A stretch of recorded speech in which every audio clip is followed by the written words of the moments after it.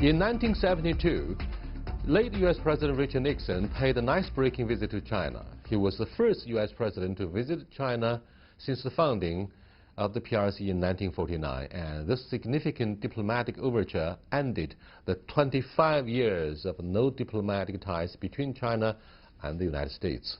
After 40 years of ups and downs today, China and the U.S. have entered into a tense period.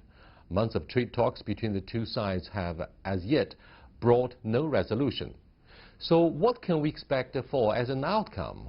What benefits will opening China's financial market bring? And how can China-U.S. relations be stabilized for the benefit of both?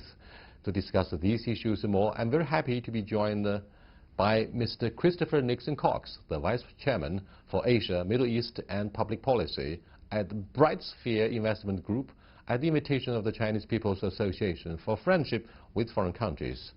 By the way, Mr. Cox is the grandson of Mr. Richard Nixon, the late U.S. President. That's our topic. This is Dialogue. I'm Yang Ray.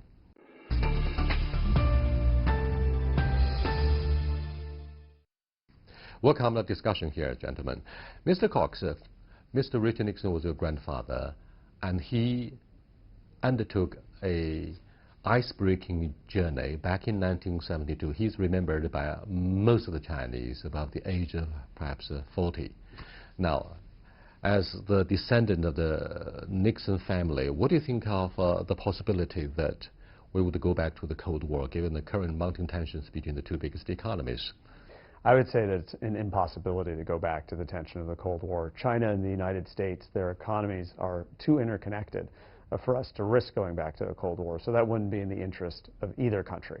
So I think it's highly unlikely. But I also think from another perspective that we have such a bright future in front of us if we can work out some of the differences that we have, and I think we're on the path to doing that. I think that we will see that the United States and China can have an even brighter future for the next 40 years than the past 40 years. Because I really believe that the Chinese people and the American people, we have so many similarities. We come from big countries, very productive countries. We have a lot in common. And so I think that the people of each country won't let another Cold War happen. What do you think of the roadmap of China's development? Do we have to necessarily follow the prescription of the U.S.? China will have its own roadmap to achieve success. And I think that it's important that China follow its own path to success. There's no one model that works for any one nation. That being said, I think if we look back on the 40 years of progress China's made, it's been nothing short of spectacularly impressive. Whether you look at the economy with hundreds of millions of people being pulled out of poverty and into middle-class prosperity, that's an incredible achievement in the matter of just a few decades. And the fact that China's economic system is opening up and continuing to open up very rapidly is also something that's extraordinarily impressive. And these are things that we should rejoice about. However, I think that when you start looking at other questions with China's political system, it's really up to China to determine the best way forward with their political system. But I firmly believe that we can't judge China in a matter of years. We must look at a matter of decades or even a century to see China's development. And my belief is firmly that as China continues to open its economy up, eventually political change incrementally will happen as well. And I'm a firm believer that that will continue to be the case. What did you learn from your grandfather about the U.S.-China relationship? And what kind of lessons do you think descendants of the family could draw from the mistake your grandfather made? I learned a lot from my grandfather. He had a very deep respect for the Chinese people. He was always very impressed with the Chinese people, with their hospitality, with their industriousness. And I took that away from my grandfather, was just how impressive the Chinese people were. I also took away the point of view that China will be and is an integral player in the world scene, and that China's rise is very important for the world, and it must be a peaceful rise. But ultimately, Chinese prosperity and China's rise will ultimately be good for the world. A major new market will be opened up for world economies to trade with. China, in many ways, can be a positive force around the world, whether it's helping countries in Africa create better economies through infrastructure building, or whether it's helping to solve some of the difficult problems in Asia. China can play a very important part in making the world a better place. And then you mentioned personally with what did I learn from my grandfather. I think that what I learned from his troubles was that you never give up, and that he lived a life where he had some ups and downs, but he never let anyone or anything defeat him, and he always came back. And one of my very distinct memories from childhood was when, it was 1986, he was on the cover of Newsweek. This is almost 10 years after Watergate. I was impressed about this cover story. Yes, and it said the he's back. The punchline in this story was, he seemed to give us the message: you will never be able to have a complete picture about life until you could drop to the lowest point. That's right. That's what he said. What about the relationship between Dr. Henry Kissinger and your grandfather? It seemed that these two historic figures had diverged on how to deal with China after the historic visit. I mean, Dr. Henry Kissinger was both National Security Advisor and later on Secretary of State in the United States. So what did you learn about Dr. Henry Kissinger, who is still alive? Yes. And who is the author of the White House Years on China and grand diplomacy? Yes. From Henry is a brilliant political and geopolitical thinker. And in fact, I had the honor just last year of closing his birthday dinner that we celebrated with him last June, a month after his birthday, for his 95th birthday. And I have learned from Henry that you always have to keep an open mind, always look for a unique opportunity, and never foreclose working with any country if it serves your country's interests. So as a thinker of the realpolitik school of thought, I think Henry is the leading light and someone that I will always take inspiration from in terms of how he views the world. And I very much think of the world in similar terms as Dr. Kissinger does. Yes, indeed. He's always talking about the Westphalian document. Yes. That was passed in 1648 after 30 years war in Europe. He says the world order is still based on the spirit of the Westphalian document. He is a fan of maintaining equilibrium strategically between major powers. Therefore, he stands for realism in geopolitical theories. But do you think President Trump could somehow learn from the wisdom of Mr. Henry Kissinger? I know that Dr. Kissinger talks to the president and Jared Kushner, one of the president's top advisors and son-in-law, regularly. So I think that Donald Trump definitely values Henry's opinions. And given the frequency with which Henry's spotted at the White House, I know that he has an influence on President Trump's thinking.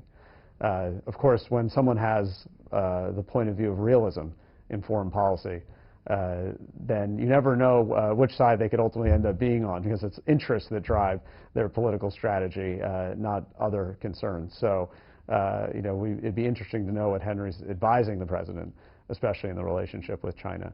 But I'm sure that he's encouraging the president on some level that it is important to have cooperation in certain areas, because that will be the best way for our two countries to prosper. Chris, you know, I'm a little bit surprised when you say Dr. Henry Kissinger could still exert some influence on President Donald Trump, because from our perspective, Dr. Henry Kissinger was able to forge constructive realism, whilst President Trump does the opposite, destructive realism in terms of taking China as a public enemy #1 to the national security of the United States after he took office. And there's a big difference between what Dr. Kissinger stands for and what is pursued by the hawkish team in the White House regarding China policy. What do you think of the big differences, quote unquote? I think that when you look at the differences between the two teams around President Trump, I think what I would say is it's good that he's listening to a lot of different voices. And much like my grandfather, was able to have multiple different advisors around him who had Oh, by the way, many different President opinions. Nixon was Yeah. anti-China, anti-communist before he Yes, undertook the and, historic visit. Yes, so actually he was the perfect person to visit China because then he had his Nixon to China moment, so to speak, which has now become so famous in the parlance of international relations. But I think it's very good that President Trump has different competing views around him, so he can pick the best view that works with his worldview. And to have Dr. Kissinger's opinions and the opinions of some hawks and doves and people in between are okay. And to your point, people like Larry Kudlow or Secretary Mnuchin may have more moderate points of view as to what the relationship between China and the United States should be. And then there's some others that have hawkish views. But ultimately, the president will put together the point of view that he thinks will work best for the country. And I think that you'll find that in various different instances, there are certain things that the president will be tough on China on. Maybe that's trade and certain manufacturing issues. And then there'll be other things where the president may be more open to working with China. In the trading issue, I think in terms of supplying China with liquefied natural gas, LNG, that's within both countries' interests. And in fighting terrorism and things like that, I think the president and China will be very much aligned in terms of those issues. So I think that you'll see there'll be some positives with working with this president and some negatives from China's perspective in working with this president.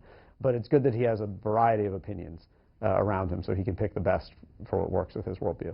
What happened during the Cold War was the United States made it very clear American government will definitely respond to any Soviet aggression against the PRC. But during the presidency of Donald Trump, it seems China is being pushed to Russians. These two permanent members of the UN Security Council are getting so close if you look at the presence of President Putin at the BRI summit, the second forum of its kind, since 2 years ago. And there are many reasons for these two major powers to come together under the huge pressure from the White House. What would be your grandfather's advice? What do you think of Dr. Henry Kissinger's attitude towards this, what I call a mistake by President Trump? Well, there are 2 points of view, which I would say one is that nothing lasts forever. And we know that the history across the Amur River between China and Russia is one that's been very complicated. And I think that when China looks at Russia and Russia looks at China, there's a lot of mutual suspicion. At this point, in this particular moment in the relationship, it may be on a high point, but give it a little time and it may change. So I think that's the first thing. I think the second thing is that it really, if you want to talk about the realist school, I don't want to talk for Henry Kissinger, but I think if you look at the realist school, there is a point of view within the realist school that says that China, Russia, and the United States have a great power relationship. And it's in the United States' interest to side with the weaker of the two between China and Russia to balance the other one off at any given moment. During the Cold War, Russia was the stronger power, while China was coming through its time of troubles. And so the United States, in the realist point of view, should side with China. Today, Russia is now in a weaker point. So it would make sense for the United States, again, from the realist point of view, to balance China with a closer relationship with Russia. However, the problem that this president has with that is that, one, Russia has been historically an unreliable partner of the United States, and two, domestic political pressures have made it very difficult for the president to do anything constructive with Russia anyway. So that has thwarted that policy, if that is what the realists want to do. What do you think of the reform of the WTO? That has a lot to do with, for example, how to look at the market status of China since 2001, when China was admitted to the WTO.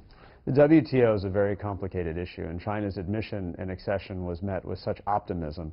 And then China decided, well, we have a slightly different economic system, and we want that to be taken account of in the WTO.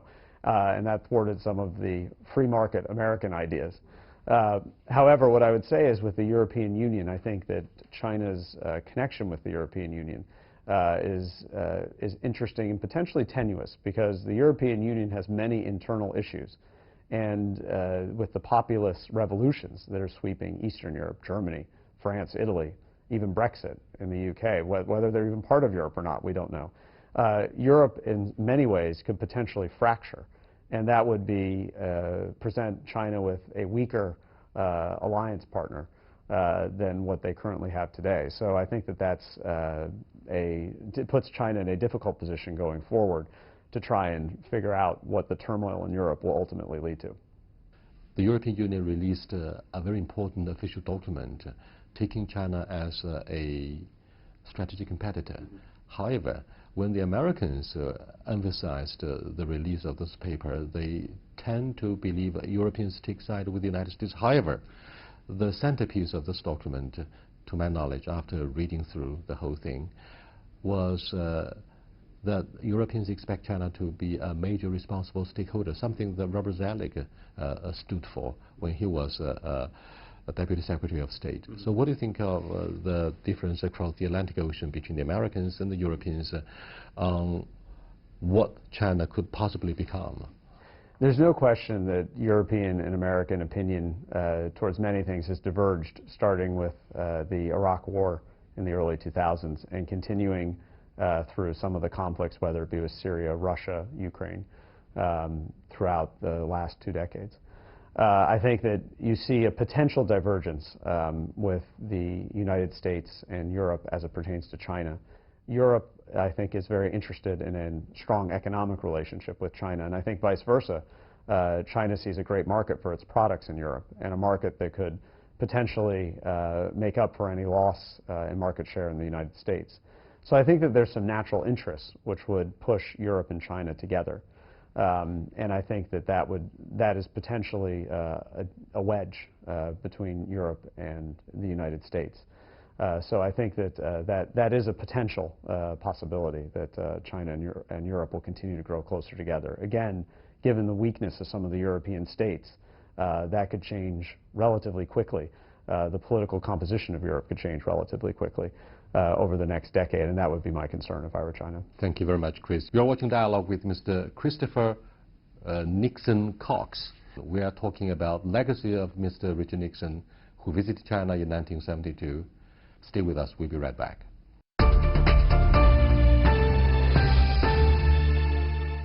Do you believe Democrats will win the next election? I'll make a bold prediction for you tonight that I believe President Trump will win re-election. Why do you think the business community has always been so practical? The business community sees the tremendous opportunities that exist in the Chinese market. It'll be a win-win for everyone if this trade agreement ultimately allows more access to the Chinese market. Welcome back, sir. Thank you. Were you surprised that Prime Minister Theresa May of the United Kingdom agreed to accept Huawei, not necessarily in the core area of sensitivity, but to help construct the infrastructure, the new generation of a wireless network for the telecommunication? Are you surprised? I think it was surprising, given that the United Kingdom wants to forge a closer relationship with the United States, and specifically a major benefit of Brexit was supposed to be a potential free trade agreement. So I think it was somewhat surprising that Theresa May decided to do this with Huawei, to accept Huawei's technology as part of the 5G network in the United Kingdom. And I think it certainly shows that the United Kingdom is in a very interesting position politically now. It seems like it can't make up its mind one way or the other. Given the impact of a Brexit. Given the impact of, they can't even make up their mind on Brexit necessarily. There's no majority for any sort of decision on the European Union to stay, leave, or do something in between. So I think it just shows again the political divisions that currently exist in the United Kingdom. And I think that's something that will continue for the foreseeable future. What do you think of yet another surprise that the Italians agreed to sign up to BRI, and that's the first member state of G7. Do you think this will trigger domino reaction? By the way, the Prime Minister of Italy came over to attend the BRI summit in Beijing. Do you think G7 will no longer show the solidarity that President Trump would love it to have? I think that certainly Italy's embrace of the One Belt, One Road project shows that there are some fractures within the G7, clearly. But I think also Italy sees that there'll be some benefits from working with China on One Belt and One Road. And I think that that's not the worst thing in the world. I mean, we all hope that One Belt, One Road will be successful. And I think that if we can have participation from many different countries in One Belt and One Road, that isn't necessarily a bad thing. It's better that the world have better infrastructure, that it's knit more closely together, that commerce can flow more easily. And if One Belt and One Road will contribute to that, that will be a good thing. Chris, I just came back from the D.C., where I interviewed a president of the U.S.-China Business Council, and he shared much the same optimistic sentiments with you about the business-to-business cooperation. Why do you think the business community has always been so practical, but yet most of them remain quiet since Mr. Donald Trump assumed the presidency over 2 years ago? The business community sees the tremendous opportunities that exist in the Chinese market of over 1.3 billion people. They're rapidly becoming some of the most prosperous people in the world with a strong and vibrant middle class. That's a very tempting target for a business. They want to be able to access that market. So I think that businesses see the potential in China. And I think, as I alluded to previously, the Chinese economy is opening up. I know from our perspective at BrightSphere, we see many opportunities where we can come into the Chinese market, invest in the Chinese market, raise capital in the Chinese market to invest in the Chinese market. And we see that the Chinese government is rapidly opening up the financial sector. And I can see that happening in other sectors as well. And I think that it'll be a win-win for everyone if this trade agreement ultimately allows more access to the Chinese market. That will be a great win for the United States, and I think it'll be a great win for China as well. I think that will encourage economic activity that will benefit the Chinese people. So I think businesses will be very happy if that's the ultimate outcome of this trade agreement. On the point of being practical regarding China policy, let me go back to what happened in the late 19th century when the U.S. first came to China. Yes. They came to China for two things. One is to demand equal market share with the Europeans. The other to spread gospels on behalf of God. Yes. Now that somehow reflects the two major aspects of American foreign policy, which has been very consistent regarding China. One is to spread American values, or what you call universal values. The other, doing business. So when our relationship rests on two pillars, with one being so much weakened in terms of a geopolitical value-oriented approach, do you think business relationship will continue to be vibrant, will help save this most consequential bilateral relationship? I think that a business relationship is extraordinarily significant, especially the contacts that many businessmen have between China and the United States. People-to-people relationships build a strong bilateral geopolitical relationship between our two countries. China has actually stopped that flow of illegal drugs in the United States. That's something we can all be very proud of. As it pertains to business contacts, I think that some of the most expert Chinese hands in the United States are our businessmen, whether it's Hank Greenberg or Steve Schwartzman or people like that. They're very aware of the importance of the U.S.-China relationship and are very good voices for how to make that a productive relationship, both in Washington and in the business community. So that's why business relationships are so important to maintaining a healthy relationship between our two countries. No one underestimates the importance of business ties. Business community is fine, and you put your finger on a very important issue of people-to-people exchange. But I'm afraid at this defining moment of the U.S.-China relationship, part of the adversity is the reluctance of the White House and the State Department to give visa to Chinese scholars, and this spillover of mistrust from trade talks to exchange in the areas of humanities would be very detrimental to young Chinese who may be big fans of American dream. What do you think of, say, the results of a recent rough survey? Up to 100 Chinese scholars have somehow been affected by this visa policy. Do you think this is a haunting specter of what we call the McCarthyist hysteria in the Cold War? Well, I really hope that it doesn't continue. This doesn't continue, because I think that it's so important that we can share the benefits of both of our societies. And quite frankly, I've talked to children in California who studied Chinese in China and have been so thankful that they could come over here, learn Chinese, learn about the great Chinese culture, and bring that learning back to America. And vice versa, I think it's terrific when Chinese citizens come to our great universities in America, learn from our universities, and take that knowledge back to China.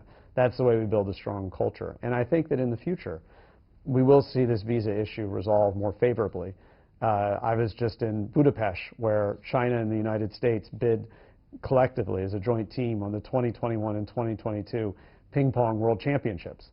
And we know that the visa issue came up, but that the United States said that they will allow all the Chinese players who can and need to come into the United States to play in the 2021 World Championship of Ping Pong in Houston. I think that that is a great story, and I think that Ping Pong Diplomacy 2.0, as I say this represents, will represent a new era of Sino-U.S. relations. And I think that temporarily, as we go through this period of difficulty, I think that that will end, and it'll be a temporary period. And when we come out of it, it'll be a much stronger relationship between our two countries when you see issues like this visa issue resolve favorably. And we'll see a wonderful bilateral business relationship. And I think that we can even grow our geopolitical relationship to serve our common interests. And I feel that this Ping Pong Diplomacy 2.0 will be a great starting point. The last question, Chris. You know, the Chinese audience who are worried about the future of our bilateral relationship would enjoy your smile and the confidence. Yeah. My question is whether you are running for political office one day. Despite the rise of Donald Trump's presidency on the platform of populism and unilateralism and his attempts to go against the establishment and elites, you somehow endorsed his presidency, to my knowledge. Having said this, do you believe Democrats will win the next election, and do you think you will run for public office to somehow convey the goodwill of American people, particularly the business community? Who knows what my political future will hold, but I can tell you what President Trump's political future will hold. And I'll make a bold prediction for you tonight that I believe President Trump will win re-election, and I'll tell you why. The American economy is growing very quickly and is one of the best places to invest in the world. Unemployment has dropped to 50 and 60-year lows. America is prospering. I think that a trade deal will be wrapped up very soon with China that will benefit both countries. So the Chinese economy will once again become vibrant, which will add in a piston in the global engine of growth, of economic growth around the world, a very important piston, and the United States will grow at an even stronger rate. Against that backdrop of a strong economy, Americans will be inclined to re-elect President Trump. But in addition to that, the president has done things that are very popular, such as on the Korean Peninsula, nuclear weapons aren't aimed at the United States anymore and aren't being tested anymore. And that's something that's very positive for the American people. Our troops are coming home from conflicts around the world. Again, something that's very popular amongst the American people. So whereas I hesitate to predict what my political future will be, I can tell you with a high degree of certainty that I believe that President Trump will be reelected and that he'll serve another 4 years. Thank you so much. Thank you very much. Thank you. Do appreciate it.